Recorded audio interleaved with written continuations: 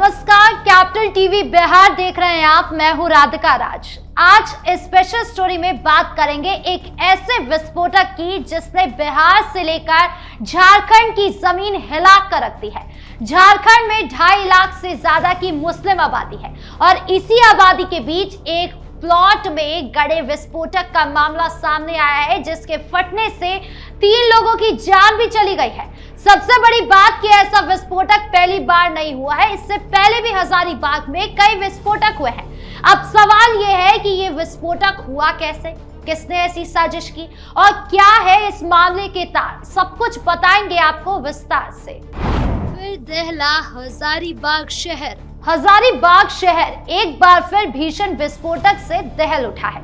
14 जनवरी को शाम करीब 5 बजे बड़ा बाजार इलाके में एक जोरदार धमाका हुआ, जिससे पूरे क्षेत्र में अफरा तफरी मचा दी। यह घटना तब हुई जब स्थानीय निवासी मोहम्मद सद्दाम अपने परिवार के साथ घर के पीछे खाली प्लॉट या बाड़ी में झाड़ियों और कटीली झाड़ियां साफ कर रहे थे। सद्दाम कुदाल से जमीन खोद रहे थे ताकि जमीन साफ हो सके, लेकिन जैसी कुदाल जमीन में लगी अचानक विस्फोटक हो गया। यह धमाका इतना शक्तिशाली था कि आसपास के लोग घरों से बाहर निकल आए और दहशत का माहौल बन गया। इस विस्फोटक से 3 की जान चली गई। मृतकों की पहचान मोहम्मद सद्दाम, नन्ही परवीन और रशीदा परवीन के रूप में हुई। 2 लोग मौके पर ही मौत के घाट उतर गए, जबकि एक महिला को गंभीर हालत में अस्पताल ले जाया गया, जहां इलाज के दौरान उसकी भी जान चली गई। कुछ रिपोर्ट्स में 2 अन्य लोगों के घायल होने की भी बात कही गई है, लेकिन मुख्य रूप से 3 जान जाने की पुष्टि हुई है। पुलिस ने तुरंत मौके पर पहुंचकर इलाके को घेर लिया और किसी को भी घटनास्थल के पास नहीं जाने दिया। शुरुआती जांच में यह साफ हो चुका है कि विस्फोट दबे हुए किसी विस्फोटक टूल से हुआ है, जैसे कोई पुराना विस्फोटक हो, क्रूड विस्फोटक हो या कोई अवैध विस्फोटक सामग्री हो। शुरुआत में लोगों ने इसे गैस सिलेंडर ब्लास्ट समझा, लेकिन जांच में ये गलत साबित हुआ। पुलिस ने इलाके में भारी बल तैनात किया। ठंड के कारण रात भर आग जलाकर जवान ड्यूटी पर रहे। अगले दिन बम निरोधक दस्ता और रांची से स्टैंड फॉरेंसिक साइट लेबोरेटरी की टीम मौके पर पहुंची। SFSL टीम विस्फोटक के रासायनिक अवशेषों की जांच कर रही है ताकि इसकी प्रकृति, प्रकार और मूल ज्ञात हो सके। घटना के 17 घंटे बीते जाने के बाद भी जान गई लोगों की पूरी तरह से रिकवरी नहीं हो सकी है, क्योंकि साइट पर खतरा बना हुआ था और जांच जारी थी। पुलिस ने इलाके को सील कर दिया है और स्नीफर डॉग से तलाशी अभियान चलाया जा रहा है ताकि और कोई विस्फोटक ना हो। स्थानीय लोग दहशत में है, खासकर क्योंकि हबीबी नगर घनी आबादी वाला इलाका है। यहाँ मुस्लिम समुदाय की अच्छी खासी संख्या है। झारखंड में कुल मुस्लिम आबादी काफी ज्यादा है और ऐसे इलाके में सुरक्षा का सवाल हमेशा गंभीर रहता है। यह घटना सिर्फ एक हादसा नहीं लग रही, क्योंकि जांच में पुराने विस्फोटकों के अवशेष या छिपाए गए बम की आशंका जताई जा रही है। पुलिस और जांच एजेंसियां हर एंगल से जांच कर रही है कि क्या ये पुराना अवशेष है, क्या कोई हालिया साजिश है या कोई आतंकी गतिविधि से जुड़ा है।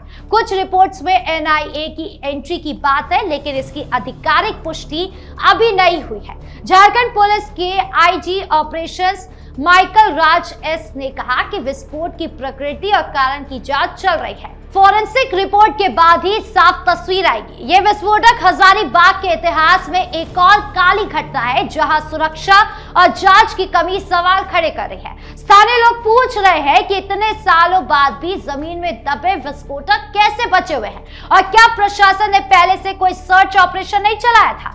ये मामला अब सिर्फ 3 जान तक का सीमित नहीं है, बल्कि बड़े खतरे की ओर भी इशारा कर रहा है।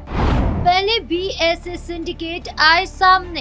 हजारीबाग में विस्फोटक से जुड़े मामले पहले भी आए हैं। इतिहास गवाह है कि यहाँ पहले भी कई बार ऐसी घटनाएं हो चुकी हैं जो सिंडिकेट या संगठित गिरोह की मौजूदगी की ओर इशारा करती है। सबसे चर्चित मामला 17 अप्रैल का है, जहां रामनवमी के दौरान हबीबी नगर इलाके में एक ही जोरदार बम विस्फोटक हुआ था। उस घटना में 6 लोगों की मौत हो गई थी और कई घायल हो गए थे।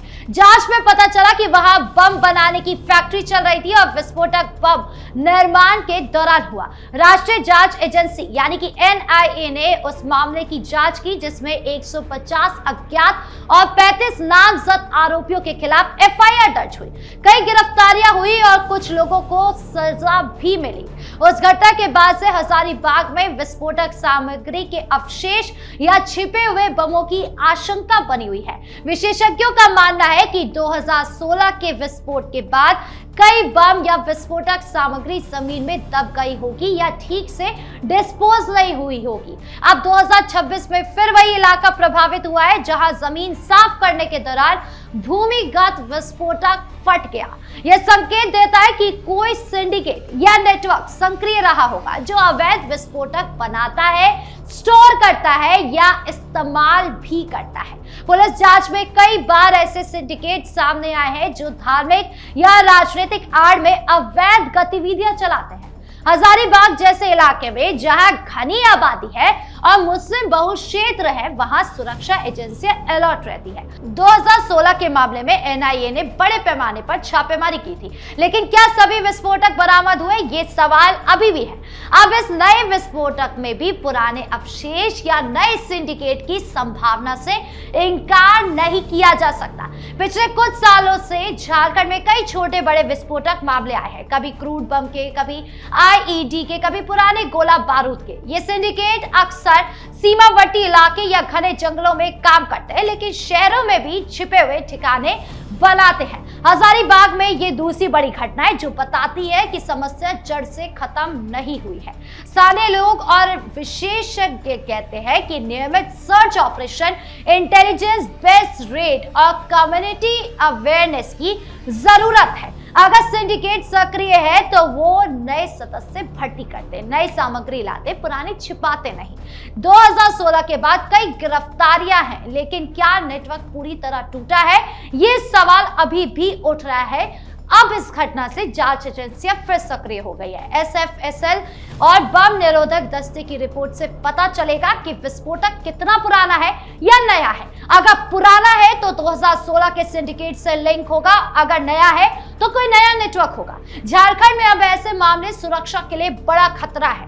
सरकार और पुलिस को मिलकर बड़े अभियान चलाने चाहिए। पहले भी सिंडिकेट आए हैं सामने, लेकिन कार्रवाई अधूरी रह गई। अब समय है कि जड़ से खत्म किया जाए, वरना ऐसी घटनाएं दोहराई जाएगी।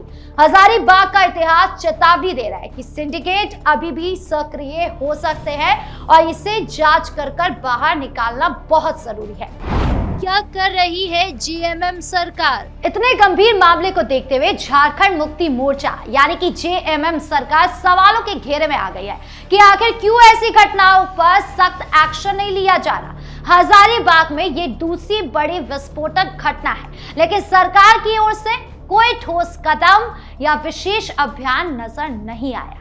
JMM के केंद्रीय प्रवक्ता मनोज पांडे ने कहा कि जांच चल रही है और साजिश करने वालों को बेनकाब भी किया जाएगा, लेकिन ये सिर्फ बयानबाजी लग रही है। 2016 के विस्फोटक के बाद NIA जांच हुई, लेकिन उसके बाद क्या हुआ? इलाके में नियमित सर्च ऑपरेशन क्यों नहीं हुआ? भूमिगत विस्फोटक कैसे बचे रहे? सरकार पर आरोप है कि सुरक्षा और इंटेलिजेंस में ढिलाई बरती गई है। हबीबी नगर जैसे संवेदनशील इलाकों में जहां मुस्लिम आबादी ज्यादा है, वहां अतिरिक्त सतर्कता जरूरी थी, लेकिन सरकार ने कोई स्पेशल टास्क फोर्स या अवेयरनेस कैंप नहीं चलाया। योगी सरकार जैसी सख्त नीति की मांग हो रही है या फिर सम्राट चौधरी जिस तरीके से कानून व्यवस्था पर काम कर रहे हैं उसकी मांग उठ रही है, लेकिन JMM सरकार पर भ्रष्टाचार और ढिलाई के आरोप लग रहे हैं। अब 3 निर्दोष लोगों की जान जाने के बाद जनता पूछ रही है कि सरकार कर क्या रही है। पुलिस जांच तेज है, लेकिन सरकार स्तर पर कोई बड़ा फैसला या घोषणा नहीं हुआ है। क्या NIA को फिर से बुलाया जाएगा? क्या बड़े पैमाने पर सर्च होगा? क्या JMM सरकार को जवाब देना होगा कि सुरक्षा में चूक क्यों हुई? अगर सिंडिकेट सक्रिय है तो उन्हें कुचलने के लिए सख्त कदम उठाने होंगे, वरना ऐसी घटनाएं बढ़ेगी और जनता का विश्वास टूट जाएगा।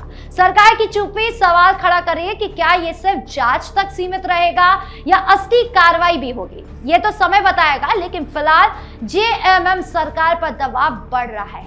आपके इस पूरे मामले को लेकर क्या राय है, कमेंट बॉक्स में जरूर बताएं। धन्यवाद।